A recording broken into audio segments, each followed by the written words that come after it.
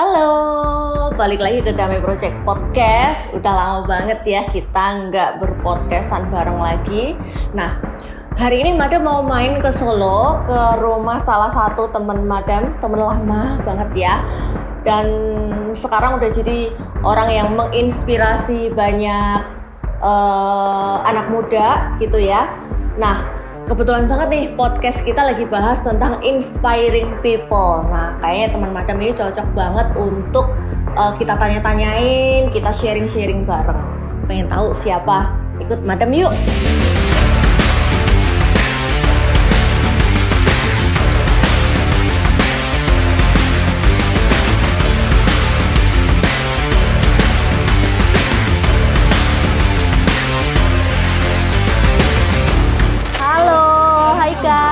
Sekarang aku lagi main di tempat salah satu temen aku yang udah sukses banget ya.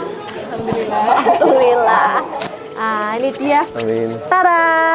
Pasti udah pada kenal dong ya. Pasti udah pada kenal 100%. Mas Abdul Ghoffar. Namanya Abdul Ghoffar bener ya? Iya. Ya, nama populernya Farel Jibril.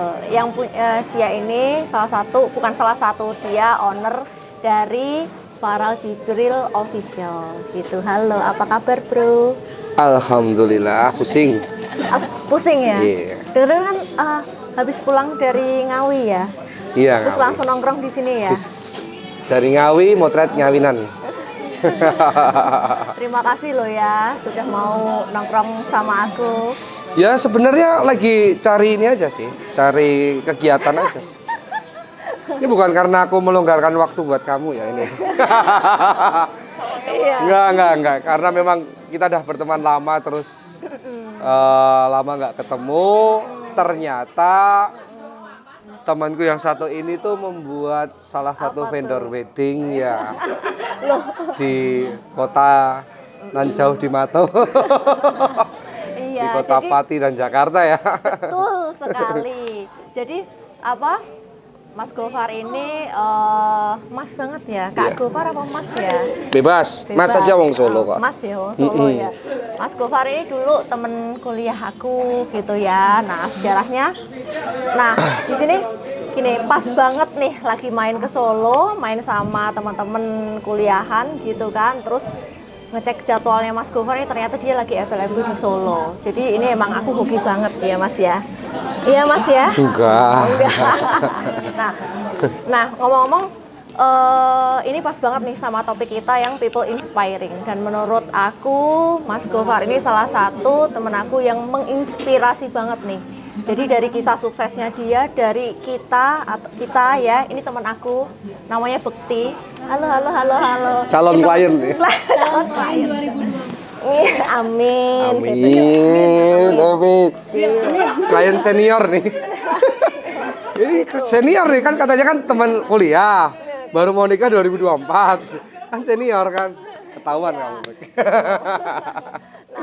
Oke, lah terus dari kita dulu berteman gitu ya, kuliah gitulah. Nah, ternyata sekarang udah sukses banget gitu ya. Menurut aku sukses banget. Amin. Gitu ya. Dari amin. yang sejarahnya kita anak kuliahan yang sukanya nongkrong hari kemana, tapi sekarang udah jadi entrepreneur yang benar-benar usahanya tuh banyak gitu loh. Jadi di sini aku pengen main, aku pengen tahu gimana sih rahasianya. Rahasia apa ya? Mungkin aku lupa memperkenalkan, di sini ada Mbak Ornelia. Customer service. Customer service. Iya. Bisa langsung. Iya gitu. Ada Mbak Ornelia. Nah, nanti ini mungkin Mbak Ornelia juga bisa berbagi cerita ya. Karena kan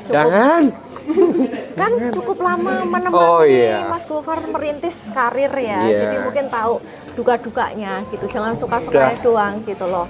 Nah, 11 tahun ya kamu ya kerja ikut aku ya. Jadi belum apa-apa nih. Iya, belum apa-apa. Makanya semoga juga nanti kontennya kita itu memotivasi adik-adik kita ya supaya bisa sukses Mas Ghoffar sekarang gitu loh. Nah, amin. Aku punya pertanyaan nih beberapa. Jawabnya ya boleh jujur, boleh enggak, terserah. Boleh nggak dijawab ya? Boleh nggak dijawab, terserah ya. Tapi paling nanti kalau nggak dijawab aku tanya Mbak Ornel ya. Gitu. Nah, by the way nih ya, ini kan kita lagi main nih ke tempat coffee shopnya Mas Gofar Legi Pahit gitu ya. Ini baru ya? Baru atau udah berapa tahun? Kita udah. Mau jalan Ya bentar setahun? lagi nih September besok udah 1 tahun. Udah 1 tahun. Bener nggak Sin? September 1 tahun ya Sin? Iya. Berapa banyak ini karyawannya, stafnya yang Staff kita menemani? ada berapa? Iya. 10 orang. Banyak loh ya, itu 10 orang. Terus kalau aku kan tahu Mas Gofar punya Legi Pahit gitu. Karena dulu pas mau opening itu kan sempet selamat ya ini terus kamu main ya gitu. Nah, saya tuh aku selalu lihat ini tuh nggak pernah sepi loh gitu. Amin. Maksudnya kayak hari Senin atau nggak tahu ya apa kamu nek Amin. story pas emang rame tuh apa gimana? Enggak, kita Kamu tiap hari rame kan? True story. Terus story. Iya. Nggak pernah dibikin-bikin. Gitu. Nah, itu kan kita juga pengen tahu ya rahasianya apa sih, karena sebenarnya coffee shop seperti ini juga banyak gitu loh, nggak cuman Mas Gofar doang yang punya ya. Maksudnya tuh banyak, tapi kenapa kok bisa setiap hari rame kayak gitu. Nah, itu kita pengen tahu juga sih gitu. Maksudnya tips-tipsnya untuk bisnis supaya bisa seperti ini tuh kayak gimana gitu kan. Dan itu juga kita pengen tahu nanti ceritanya dari awal Mas Gofar merintis usahanya di bidang, khususnya di bidang fotografi Farajibes sampai namanya setenar itu gitu ya. Tenarnya bukan karena tenar ini, tapi memang kualitasnya itu bagus gitu loh. Kita pengen tahu banget itu suka dukanya tuh kayak gimana gitu. Nah, by the way, punya bisnis selain fotografi sama ini enggak? Kita pengen Ada tahu lagi, aja. ada lagi. Ada lagi ya. Nah, ada lagi. Kalau aku sih ekspansi bisnisku ke beberapa lini ya, termasuk di otomotif juga kita ada. Sampai ke otomotif ya? Kita ada. Tapi kamu suka otomotif? Suka. Benar. Suka. Berarti kamu emang berbisnis dari hal yang kamu suka ya? Pertama alasannya emang seperti itu sih. Jadi kalau memang ya suka dulu, terus tahu arahnya kayak gimana. Kalau memang kalau bisnis kalau kita nggak mempelajari dalamnya dulu, kita akan kesusahan. Kecuali kalau kita mau cuman invest aja, itu nggak perlu tahu kan. Cuman kalau untuk memulai bisnis tuh menurutku hal yang pertama memang kita harus tahu materi bisnisnya seperti apa. Tuh. Terus baru kita bikin kayak semacam kerangka ya. Jadi kayak semacam set planning bisnisnya kita ada, nanti arahnya mau kemana, iya itu. Terus apa lagi ya, yang paling penting adalah konsistensi. Konsisten ya, sama disiplin ya. Nah, disiplin itu udah bukan ini lagi, itu harus kewajiban. Iya. Soalnya nih ya, ini kita kan juga merintis bisnisnya. Kadang itu kita kepentok dalam ini. Awalnya kita mau buka bisnis nih, menggebu nih ya, semangat. Tapi di perjalanan itu tuh kan kita menemukan benturan-benturan ya, penolakan, di underestimate misalnya ya, terus atau dipandang sebelah mata atau apa, dan terkadang itu membuat kita tuh down gitu loh, ya kan, down. Terus jadinya tuh kadang ada yang bisnisnya terus bubar, stagnan atau apa gitu. Cuman kalau kita lihat ini Mas Gofar tuh kan tipenya kayak pasti merasakan hal itu kan. Iya. Pernah kan merasakan hal-hal yang bisnis tuh nggak selalu lancar gitu loh. Iya. Nah, itu punya kiat-kiat nggak untuk selalu membangkitkan semangat gitu loh. Kalau aku sih mulai memandangnya lebih ke potensi ya. Potensi.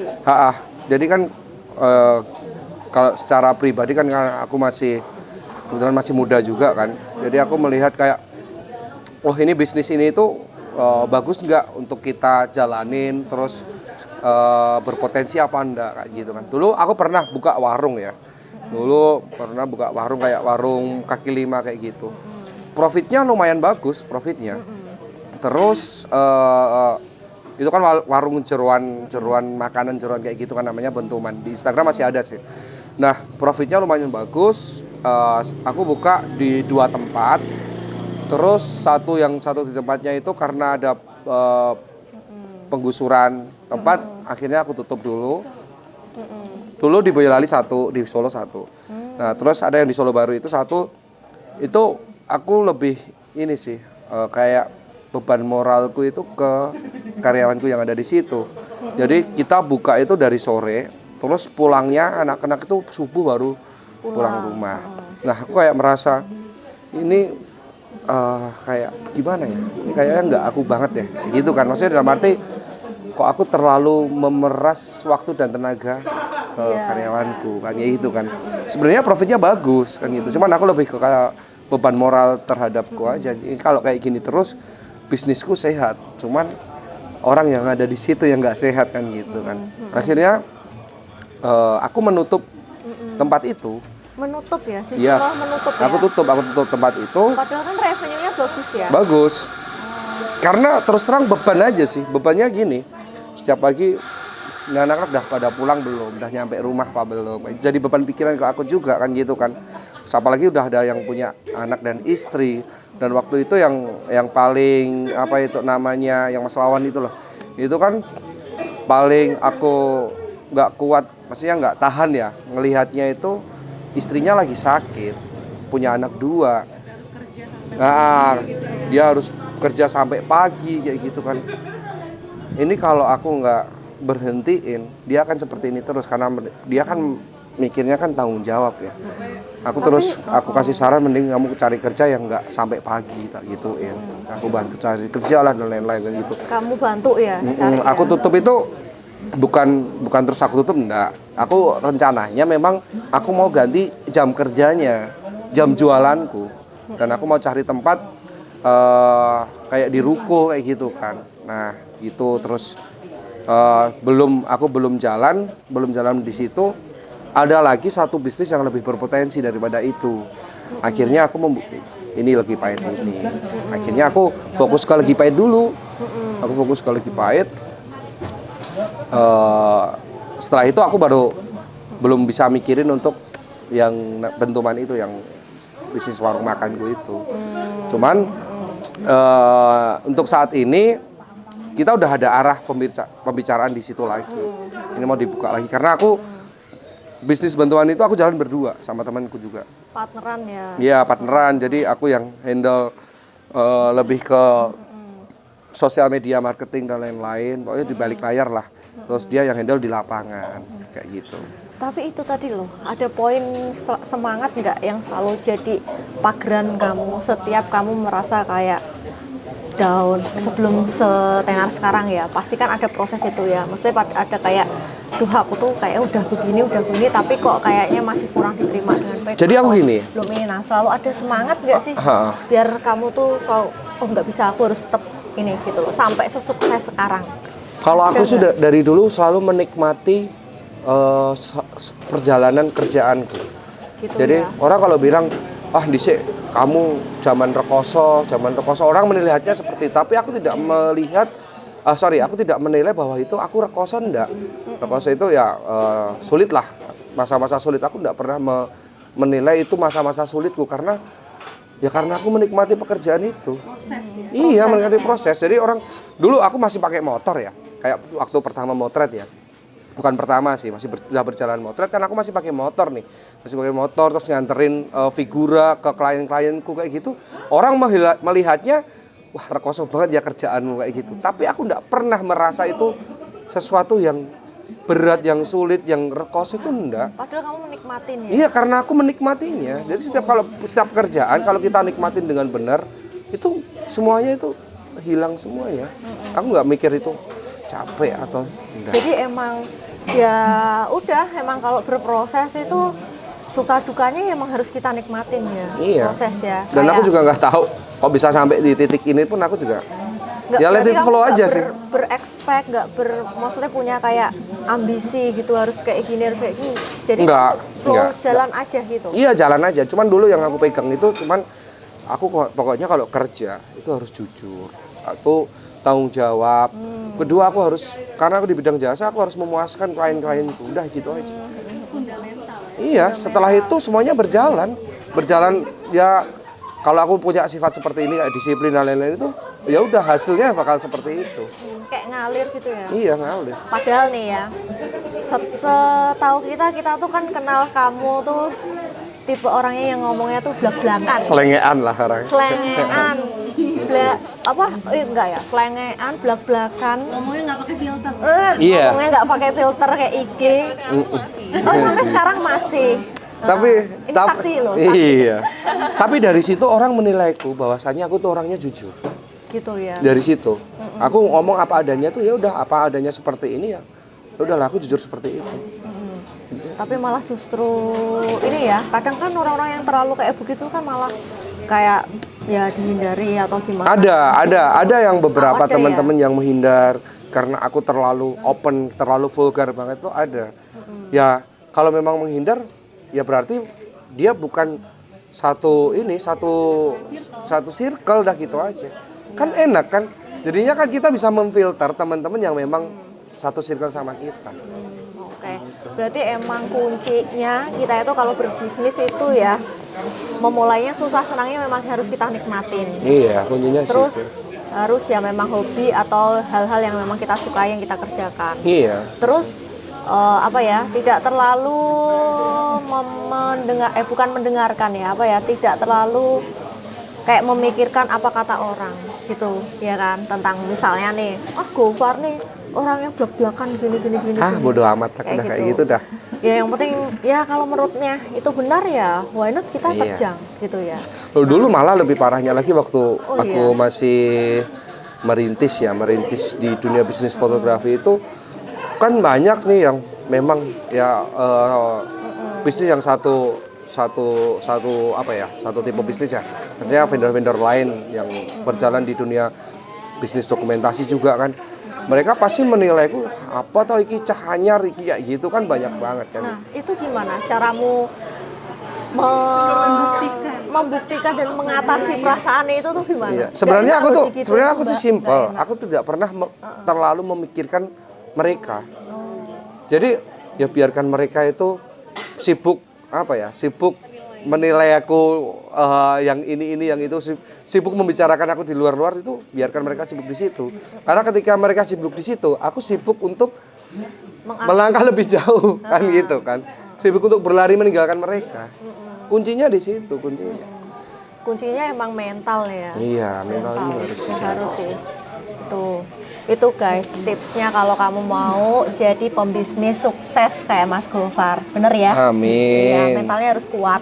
Terus memang kita harus menikmati segala proses suka duka kita menuju kesuksesan, kan? Dan satu hal yang penting ya itu tadi ya, kita harus benar-benar menyukai hal-hal yang kita lakukan untuk bisnis itu gitu loh. Kayak Mas Gofar memang dulunya kan kamu kuliah di kafe ya. Iya, seni rupa sih aku pendidikan seni rupa ya kan. ya. Tapi suksesnya di fotografi gitu lah. Tapi memang kamu dari dulu suka motret, ya kan? Suka motret, suka melihat peluang di situ sih. Melihat peluang di situ. Jadi melihat peluangnya Kak, ini fotografi ini salah satu bisnis yang memang sampai kedepannya nanti bakal ada terus. Aku melihat peluangnya di situ. Terus juga ada nggak sih di titik sampai akhirnya kamu mempunyai keputusan, oke, bidang fotografi ini yang aku tekunin gitu loh. Maksudnya nggak sekedar yang motret aja, ngajakin motret gitu kan. Kalau dulu kan cuma kuliah suka ngajakin, ayo kita foto kemana gitu ya. Tapi dulu mikirnya aku gini. Titik nggak gitu loh. Dulu aku mikirnya gini, proses belajarku itu sudah menurutku sudah mampu untuk dikerjakan di dunia profesional. Dulu aku mikirnya kayak gitu. Oh ini aku tahu nih arah skillku itu mau aku bawa kemana kan gitu kan.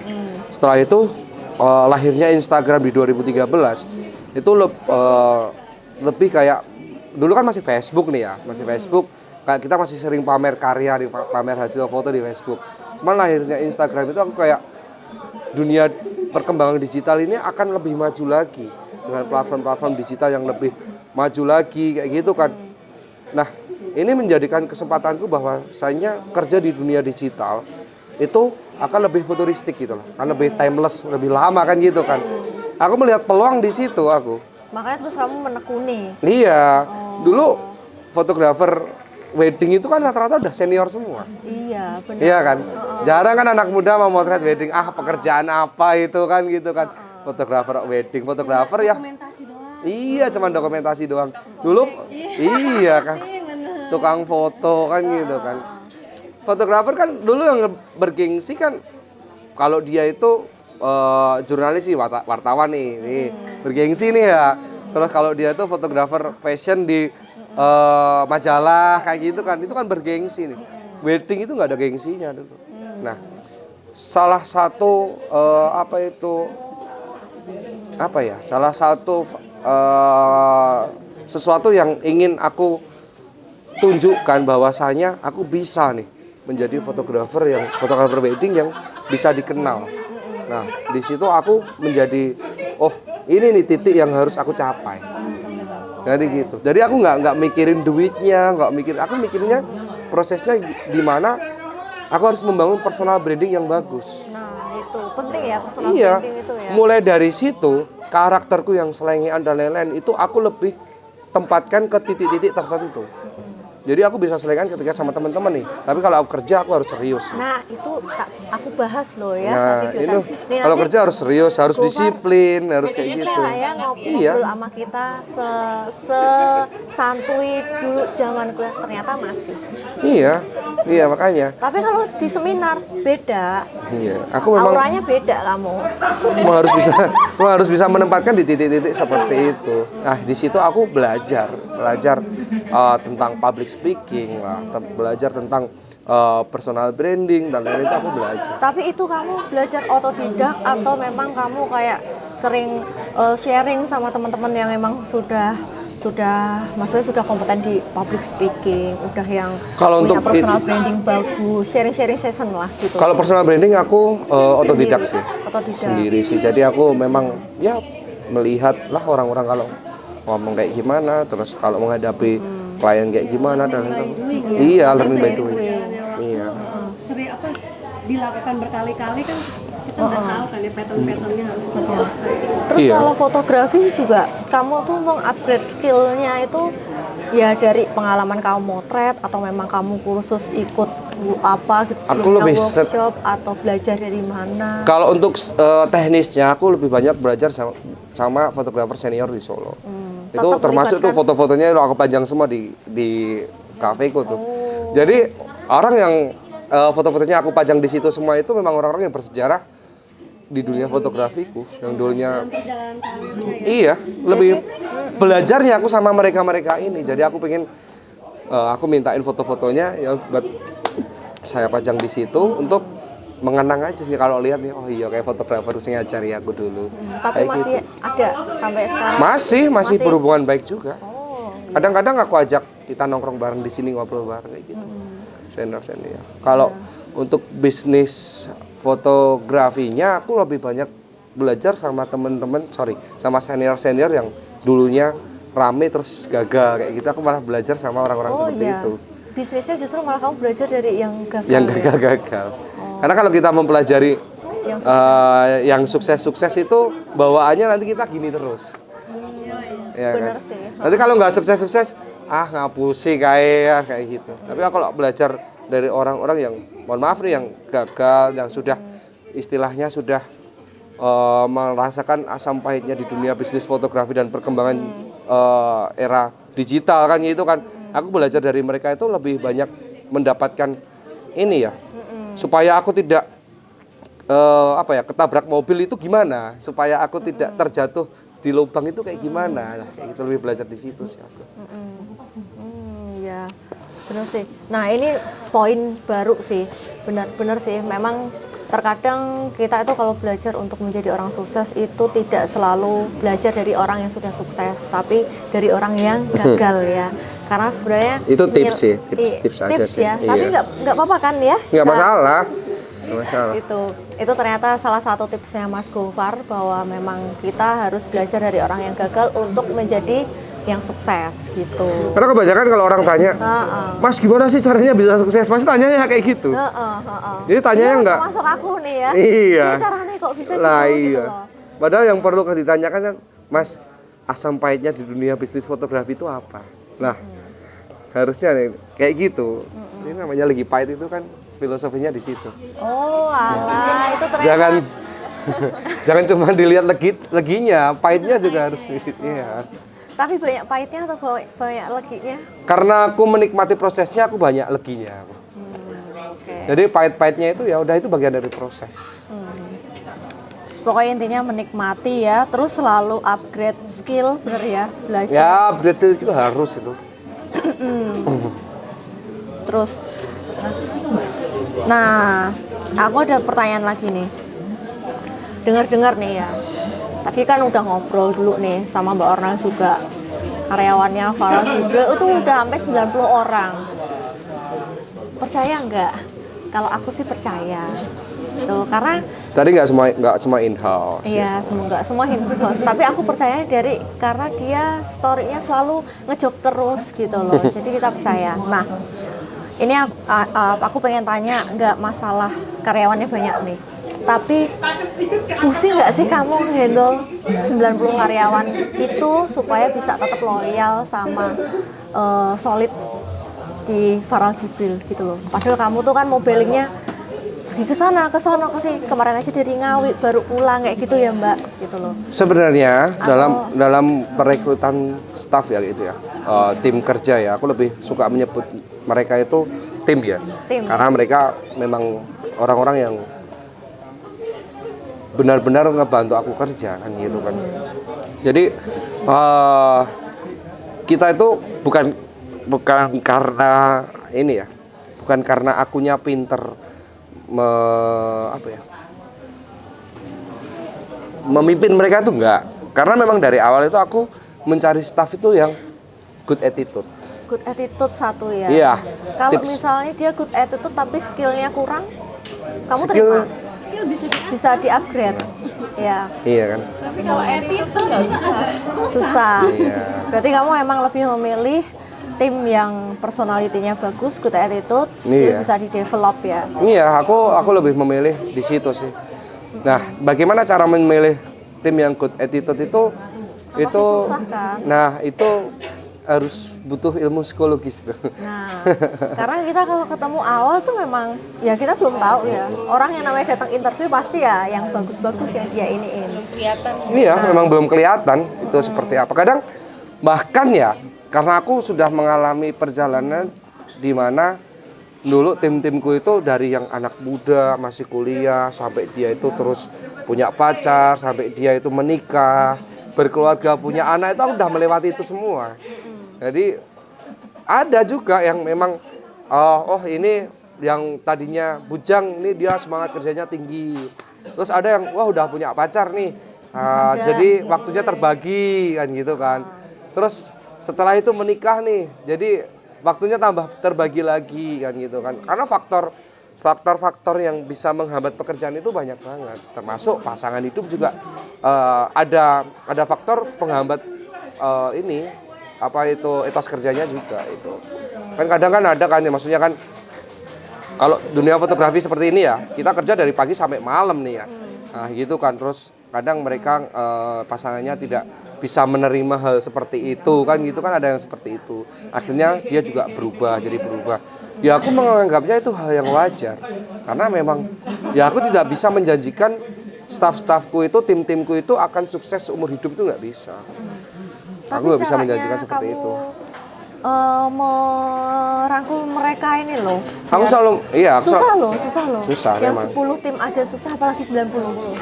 Nah, Aku lebih mengingatkan kepada mereka ya, aku ya, tentang tanggung jawab dalam bekerja.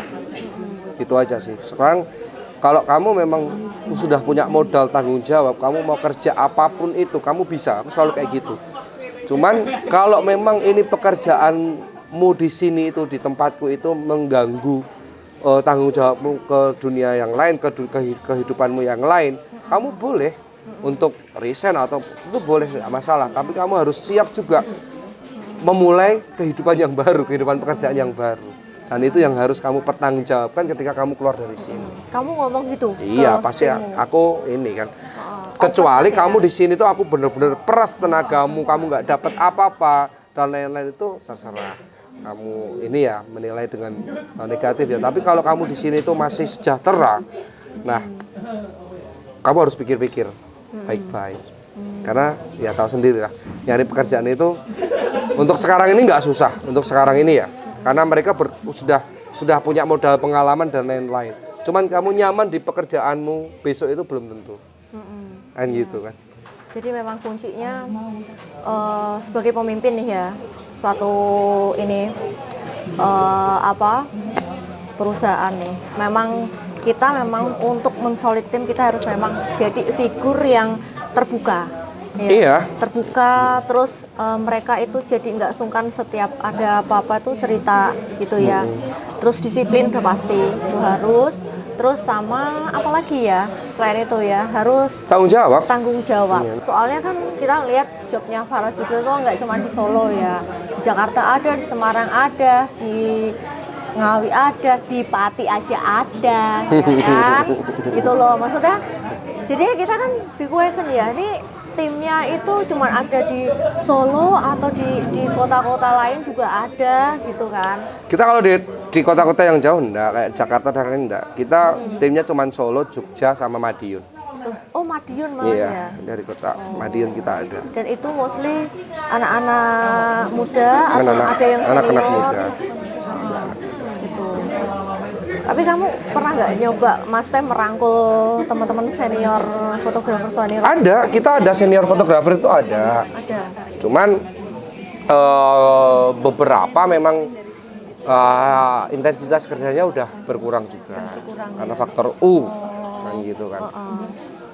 Tapi memang kamu tuh sebenarnya Farah Jibril tuh terbuka ya, nggak cuman yang kayak harus yang fotografer yang anak-anak muda nih yang bisa bareng sama kita, tapi senior juga ada kan. Bisa. Aku tuh kalau rekrutmen tim itu lebih suka malah yang ini ya, yang masih kosong lah. Yang masih kosong. Aku lebih suka mengisi gelas kosong daripada mengisi gelas. Masih mudah dipoles ya. Iya. Dan belum punya masih mudah ditata. Gitu kan. Kalau pro hire kan udah ada idealisnya ya. Egonya tinggi pasti. Gitu. Terus itu tadi sih, cara merangkul tim itu memang kita harus jadi pemimpin yang terbuka dan ya itu tadi tegas, disiplin, juga tanggung jawab gitu. Terus ya, ini kalau kita lihat kan makin kesini. Sekarang itu kan Farah Jibril itu kan mostly ya kliennya itu kan orang-orang hebat gitu loh, famous gitu kan, ya nggak menutup mata ya kan gitu loh. Nah kita tuh penasaran, itu tuh emang dari circle kamu dari dulu itu memang seperti itu atau memang kamu membangun circle atau gimana gitu loh? Karena kan susah untuk membangun circle seperti itu susah gitu loh. Nah itu tuh kamu kita tuh penasaran kamu tuh tipsnya gimana sih, apa kamu tuh punya teman-teman yang mereferensikan gitu kan, selain memang skill foto kamu bagus ya, skill editing dan lain-lain, atau memang kamu personal approach gitu ya, maksudnya membangun circle sendiri lah gitu loh. Sebenarnya kalau circle itu circleku nggak terlalu ini banget ya, maksudnya nggak terlalu wow banget gitu kan. Aku rata-rata itu karena reputasi sih. Karena aku bener-bener menjaga banget reputasi di vendorku ini. Jadi ya kalau dikerjain Farah Jibril seperti ini, jadi gitu. Pun juga nggak semua reputasi di vendorku selalu baik. Karena kan penilaian setiap orang kan beda-beda nih ya. Kadang ada yang cuman kayak gini aja udah dipermasalahan gede kan gitu kan. Nah, cuman mostly memang prinsip dari Farah Jibril fotografi ini tuh yang paling utama adalah kita harus melayani dengan baik. Iya, exactly. Melayani dengan baik itu banyak, variabelnya banyak. Mulai dari hasil, mulai dari komunikasi dan lain-lain ya. Karena memang kadang banyak juga yang ngomong ini kok balasnya telat-telat gini-gini ya. Sesimpel itu ya. Ada yang seperti itu. Cuman kan kita kan nggak bisa menjelaskan, iya klien kita banyak terus kita balasnya jadi telat-telat, kita nggak bisa menjelaskan seperti itu. Jadi kita cuman bilang mohon maaf ya. Kata-kata maaf itu menjadi salah satu ini ya, senjata. Bukan senjata sih, bukan ya. Attitude lah kalau aku. Iya, lebih ke di situ karena memang klien kita memang banyak dan mereka pengen dilayani satu-satu. Betul kan sih. gitu kan. Karena kalau kita baca tuh ya, mau dia ambil price list paling murah, mau dia ambil price list menengah, mau dia paling Pelayanan mahal. kita itu sama. Iya, itu sih. Jadi kita tuh sebenarnya nggak bisa bedain kayak dia cuman bayar kita, misal ya, dia cuman bayar kita 2 juta, yang ngapain kita effort balesin dia 24 jam kayak gitu misal ya. Tapi kalau Viral GP tuh enggak ya. Mau kita dia ada mau di situ. ambil paket yang paling rendah, PL yang paling murah sampai yang paling mahal itu tetap excellent ya. Tetap Sama aja, harus, kita komunikasinya harus tetap iya, ini. kita pelayanan sama. Bahkan kayak di kayak di prewedding ya. Di prewedding sampai saat ini pun aku masih handle untuk konsep-konsepnya. Itu entah dia mau ambil paket by tim atau by saya, tetap yang handle konsepnya tetap aku sendiri. Tetap kamu ya. Iya, walaupun tetap yang aku. datang tim. Dan aku nggak tahu itu habisnya berapa dan lain-lain. Semuanya yang tahu admin semuanya. Bahkan dulu kalau aku ngejob itu kan aku nggak pernah tahu dia ambil paket apa. Oh, taunya aku di situ foto sudah dijadwal, ya udah aku akan layanin dengan sama aja. Dan gitu. Dulu pernah ada case seperti ini.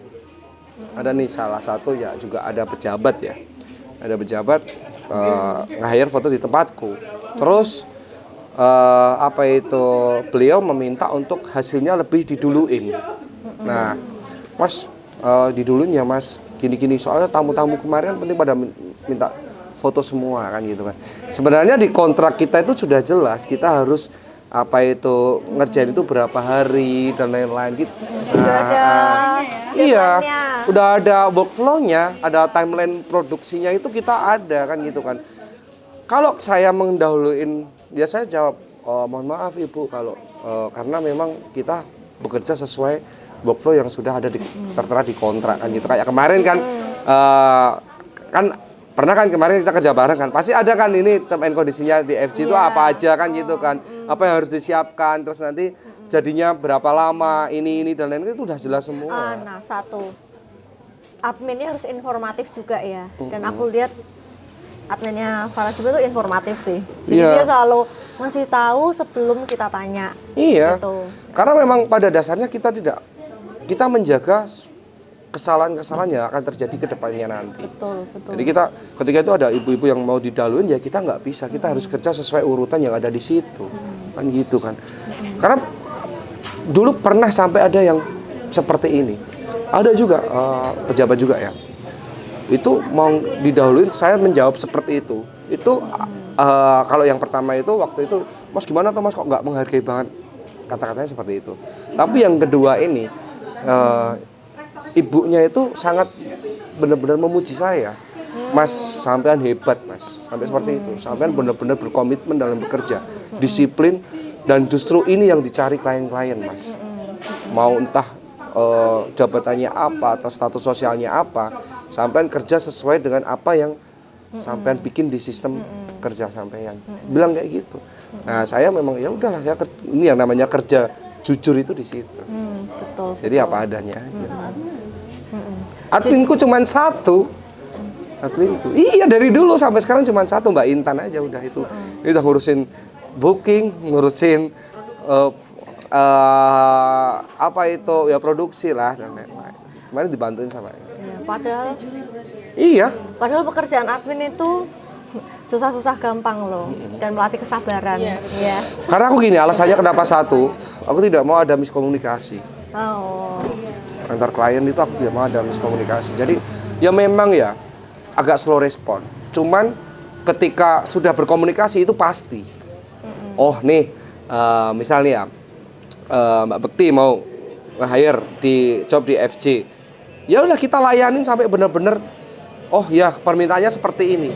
Nah, itu nanti di kontrak sudah ada format bookingnya, itu udah ada semua kan, tanggal sekian, di mana acaranya apa, sampai Instagramnya apa. Memang kita kayak tanya Instagram itu bertujuan untuk apa? Ya aku pengen stalking aja ke klien-klien, aku pengen lebih kenal lagi ke klien-klienku. Tahu background-nya. Iya. Gitu ya. Dia sukanya yang seperti ini. Oh nanti arahnya fotonya di sini dan lain-lain. Kita memang stalking kita. Kita harus tahu. Sampai ke situnya kan gitu kan. Jadi memang sebenarnya kamu membangun circle itu emang berawal dari diri kamu ya. Iya. Maksudnya kayak profesionalitasnya memang dijaga ya. Jadi reputasinya itu Jadi reputasinya bagus, jadi orang itu willing buat mereferensikan ini loh pakai Farel Jibri, walaupun skillnya bukan yang skill dewa gitu ya, tapi kalau reputasinya bagus, profesionalitasnya juga dijaga, itu pasti orang juga dengan ringannya tuh mereferensikan sampai akhirnya ke titik dapat klien yang orang-orang hebat, influencer atau punya pengikut yang banyak, dan itu lumayan ya kalau sekalinya dia seneng atau apa kan pasti yang lainnya followers ngikut gitu. Jadi ngikut itu salah satu tipsnya gimana caranya kamu bisa mendapatkan klien-klien yang ibaratnya berkualitas atau maksudnya yang royal yang sebenarnya gini, gitu ya. Kalau kita menganggap semua klien itu sama, jadi dia mau punya nama atau dia memang orang biasa dan lain-lain itu, kalau sudah ngejob FJ ya udah dia memang sudah membeli kita. Jadi kita menganggapnya seperti itu ya. Kadang sampai ada juga itu hal yang sangat sering sekali, minimal kita melihat reputasi kita bagus apa enggak. Pertama itu kita lihat nih, misal nih ada satu klien kita hire nih ya, kita kerjakan nih ya weddingnya ya. Ada bridesmaid nih, minimal bridesmaid mereka itu ikut ngejob kita, berarti reputasi kita bagus. Gitu aja, dan itu udah sering di FJ. Ada 10 bridesmaid nih, ini 10 bridesmaid ini bisa berpotensi menjadi klien kita nih. Nah ternyata mereka pakai kita semua, oh berarti bagus kan gitu kan. Nah pertama itu, kedua repeat order. Misal nih ya, kakaknya nih kena, adiknya kena ke kita atau saudaranya, mas aku tuh saudaranya ini loh mas, kayak itu misal kayak gitu. Kayak kemarin nih ya, ada klien dari Batang itu Semarang, ya itu kan. Baru kemarin kan, aku masih ingat tuh namanya Kak Arina itu. Dulu yang ngerjain aku di Semarang. Nah dia punya adik, nah adiknya itu mau nikah. Nah ini Kak Arina ini berhubungan dengan aku tuh, mas gimana mas, ada ini enggak, gini, karena memang terpaut harganya sudah jauh banget. Dulu waktu dia nikah itu waktu 2020, aku masih ingat itu di Masjid Agung Semarang itu. Nah sampai di 2003 kan kita mau naiknya kan sudah banyak kan gitu kan. Gimana mas, harganya bisa disamain enggak? Mbak mohon maaf kita, oh ya udah nggak apa-apa mas, udah pokoknya aku puas kok, adiknya harus digarap. Nah kemarin ada case tim aku nggak bisa berangkat ya karena aku di Magelang ya. Terus timku yang berangkat ke sana itu ada accident, kecelakaan, ada nabrak orang kan gitu kan. Itu sampai sekeluarga mereka tuh ngebantuin kita, saking mereka mereka itu memang kayak udah nyaman banget sama. Jadi sebenarnya FJ. setelah menjadi klien kamu pun tuh kamu relationship-nya tetap jalan ya? Iya masih jalan. Karena udah sampai nongkrong bareng, udah kayak gitu. Nah itu sih. Habis nikah foto maternity, terus foto keluarga. Keluarga tuh. Aku ada nih satu klien yang istimewa ini, bener-bener istimewanya itu karena repeat ordernya istimewa. Itu udah nggak dinalar lagi tuh, sampai dia tuh nyetak itu satu rumah itu isinya foto-fotoku semua itu. Maksudnya hasil jepretanku dari acara lamaran, priwed, siraman, terus acara maternity sampai punya anak. Ini anak besok ini anak yang ketiga nih. Ini dia mau foto lagi ke aku itu. Saking kayak begitunya ya. Iya udah kayak teman sendiri. Ini ya. Dan aku mau kasih harga berapa pun dia bayar. Oke. Karena sudah kalau di FJ itu udah pasti harganya segini kan gitu kan. Puas ya dengan Iya. Itu sih. Dulu pernah ada yang sampai mas ada nih serius nih. Mas aku pengen nikah nih orang Palembang. Mas aku tuh udah saudaraku tuh nikah pakai kamu nih ya. Aku pengen nikah pakai adat Jawa mas, di Solo mas. Aku ngikutin tanggamu berapa, aku ngikutin mas. Padahal dia orang Palembang. Orang Palembang. Cuman yang cowok itu kelahiran Solo. Cuman dia udah di Palembang. Kalau nggak Palembang sama dia aku lupa aku. Nah itu kan aku ngikutin tanggalmu berapa yang kosong mas. Sampai kayak gitu ya. Dia nyari tanggalku. Serius nih. baru aku tuh seringnya ketemunya itu pengantin yang ngikutin tanggal tuh MUA. Iya mbak, aku ganti tanggal soalnya MUA aku tanggal ini udah penuh. Iya. Gitu, tuh ini ya. Tapi ini fotografer loh. Tuh kayak sebenarnya fotografer tuh kan pilihannya banyak ya. Banyak. Tapi emang, Apalagi sekarang kan banyak banget. nah tapi emang bener-bener dia itu sampai ngikutin tanggal kosongnya para Cigo itu ya, berarti emang reputasinya udah bagus dan memang ya itu tadi pokoknya kalau misal ya reputasi itu memang number one sih, memang yang utama. Jadi untuk memaintain itu juga susah kan? Susah Ya, harus karena konsisten. nggak semua klien pun juga puas dengan kerjaan Nah, kita kan. Itu tuh kalau misalnya kamu, tapi ada nggak klien kamu yang pernah kerasa nggak puas atau apa? Ada, pasti karena memang rata-rata klien yang seperti itu klien yang menurutku dia hanya ini ya.